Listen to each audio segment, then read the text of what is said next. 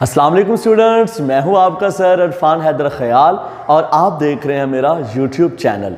Previous lecture में हमने सीखा था पास्ट परफेक्ट टेंस के एक्टिव वॉइस से पैसिव वॉइस कैसे बनाते हैं।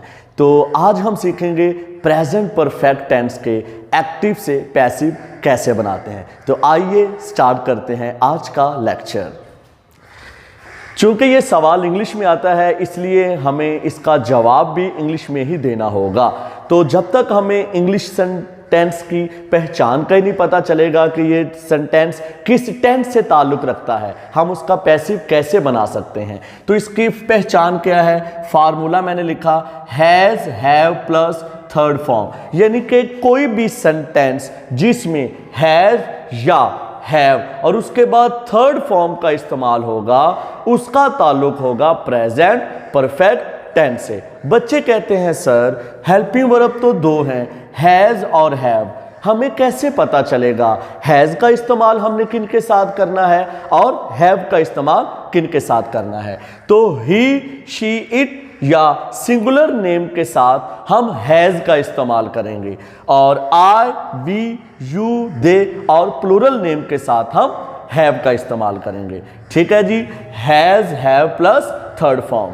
तो हमने कुछ एग्जाम्पल्स इधर राइट किए हैं तो इनकी मदद से हम इस टेंस को मज़ीद अच्छे तरीके से सीख सकते हैं। तो हमने कहा था कि पैसिव बनाते वक्त हम 4 तब्दीलियाँ करते हैं। तो आइए देखते हैं वो 4 तब्दीलियाँ क्या हैं। ये है सर मेरे पास सब्जेक्ट, ये है मेरे पास हेल्पिंग वर्ब, ये है मेरे पास मेन वर्ब और मेन वर्ब के बाद सारा हिस्सा ऑब्जेक्ट। तो हम कौन सी 4 तब्दीलियाँ करते हैं? सब्जेक्ट ऑब्जेक्ट बन जाएगा, ऑब्जेक्ट सब्जेक्ट बन जाएगा। हमेशा तीसरी फॉर्म इस्तेमाल करनी है और फॉर्म के बाद हमने बाय का इस्तेमाल करना है। तो अब मेरे पास सब्जेक्ट क्या है? आ हाउस, इसको मैंने सब्जेक्ट बना लिया, आ हाउस। अब बच्चे गलती करते हैं, वो कहते हैं ऊपर हैव था तो हमने भी हैव लगाना है, हालांकि ऐसा नहीं होगा। ऊपर हैव किस वजह से आया है? आई की वजह से आया है। अब सब्जेक्ट है आ हाउस, तो ये तो हमारे पास सिंगुलर नेम ना हो गया, इसलिए इसके साथ हम क्या इस्तेमाल करेंगे? हैज़। और पैसिव बनाते वक्त हैड के साथ बीन, हैज़, हैव के साथ भी बीन का इजाफा करेंगे। तो इधर आ जाएगा मेरे पास been, a house has been.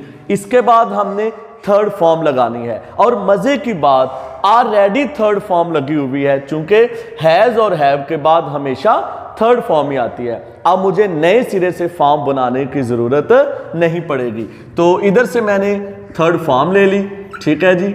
और थर्ड फॉर्म के बाद हम क्या इस्तेमाल करते हैं? बाय और आई इधर सब्जेक्ट है, जब ऑब्जेक्ट की जगह पे आएगा तो ये हमारे पास मी में चेंज हो जाएगा। ऑब्जेक्ट को सब्जेक्ट, उसके बाद हेल्पिंग वर्ब, फिर मेन वर्ब, उसके बाद बाय और सब्जेक्ट हमारे पास ऑब्जेक्ट में चेंज हो गया। ठीक है जी। अब हम दूसरी एग्जांपल देखते हैं। He has return a letter, he subject है, हैज़ हेल्पिंग वर्ब है, रिटर्न मेन वर्ब है और ये सारा हिस्सा ऑब्जेक्ट है। ठीक है जी। तो इसको हम चेंज करते वक्त क्या करेंगे जी? सबसे पहले ऑब्जेक्ट लें, आ लेटर, ठीक है जी। अब हमने ऊपर से देखकर हैज़ का इस्तेमाल नहीं करना, ऊपर हैज़ आया है ही की वजह से। अब आ लेटर, तो ये तो सिंगुलर नेम ना हो गया, तो सिंगुलर नेम के साथ हम क्या इस्तेमाल करते हैं? हैज़। चूंकि हम पैसिव बना रहे हैं इसलिए हैज़ के बाद बीन, हैव के बाद बीन, हैड के बाद बीन का इजाफा करेंगे, हैज़ बीन। तो थर्ड फॉर्म क्या है? रिटर्न। थर्ड फॉर्म मुझे कहीं से ढूंढनी नहीं पड़ेगी, खुद से भी नहीं बनानी पड़ेगी। थर्ड फॉर्म के बाद क्या आ गया? बाय और ही इधर आके किस में चेंज हो गया? हिम। यहां पे आपने ख्याल रखना है, अगर एक्टिव वॉइस में जो सेंटेंस है उसका एंड जो है वो फुल स्टॉप पे है तो पैसिव के सेंटेंस का भी जो एंड है वो भी हमने फुल स्टॉप पे करना है। ठीक है जी। आगे है have they killed the lion, interrogative या इंटेरोगेटिव सेंटेंस है।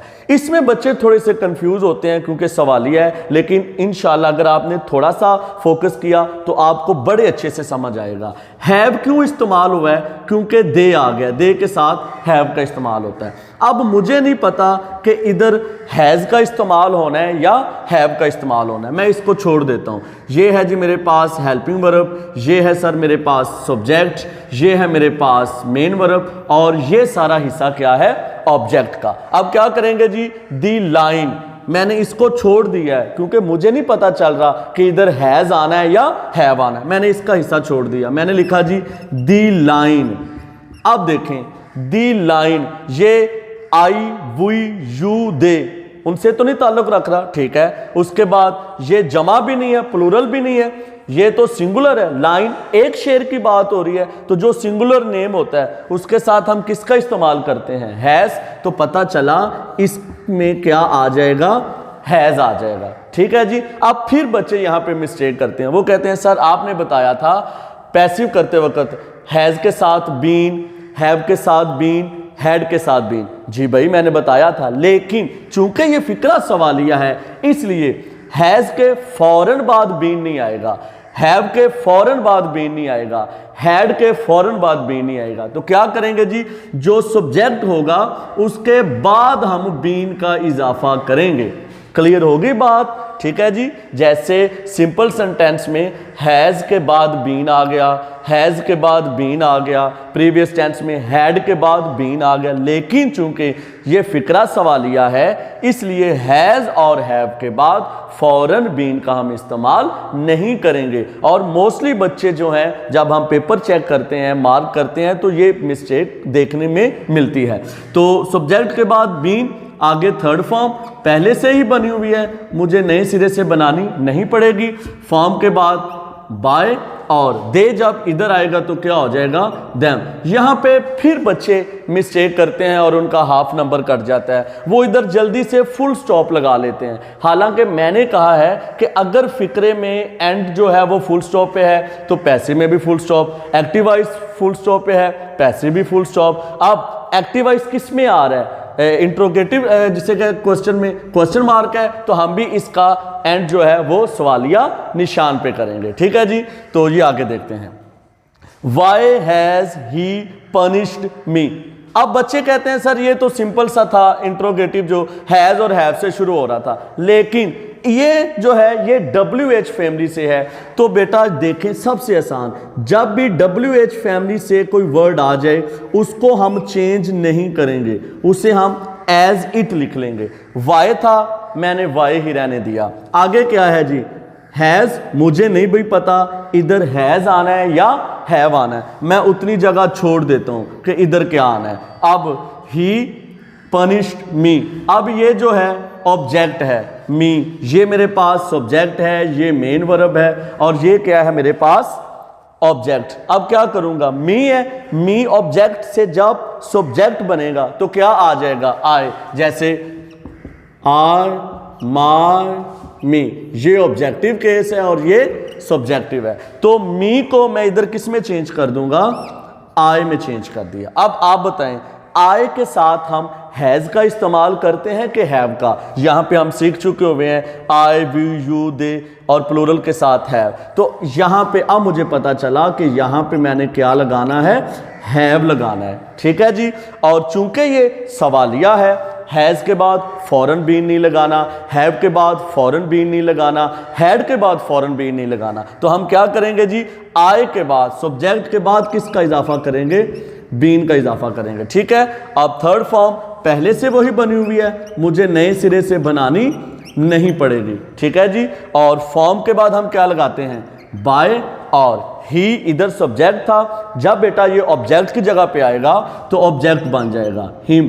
फिर गलती से बचना है आपने, अगर ऊपर सवालिया निशान था तो नीचे भी हम सवालिया निशान ही लगाएंगे। तो ये था हमारा प्रेजेंट परफेक्ट टेंस। अगर इससे पहले हमने किया है पास्ट परफेक्ट टेंस, अगर किसी स्टूडेंट्स को पास्ट परफेक्ट टेंस की वीडियो ना मिली हो तो वो मेरे प्रीवियस लेक्चर को देख सकता है। तो ये था हमारा आज का लेक्चर और उम्मीद करते हैं कि आपको पसंद आया होगा। अगर आपको हमारी ये वीडियो, ये काविश पसंद आए तो हमारे चैनल को ज़रूर सब्सक्राइब करें और अपने दोस्तों के साथ, कज़न्स के साथ हमारी इस वीडियो को शेयर करें। अल्लाह पाक हमारा और आपका हामी नासर हो। अल्लाह हाफ़िज़।